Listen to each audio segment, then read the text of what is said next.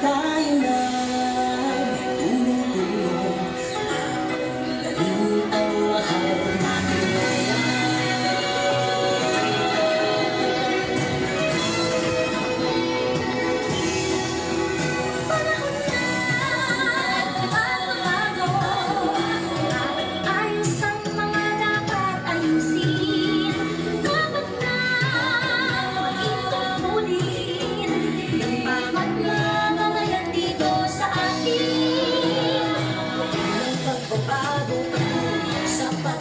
so, sikat ng mabuti, kuminhawa tayo, malaki natin sundo at ipamalas ang bagong Pilipino at bagong Pilipinas.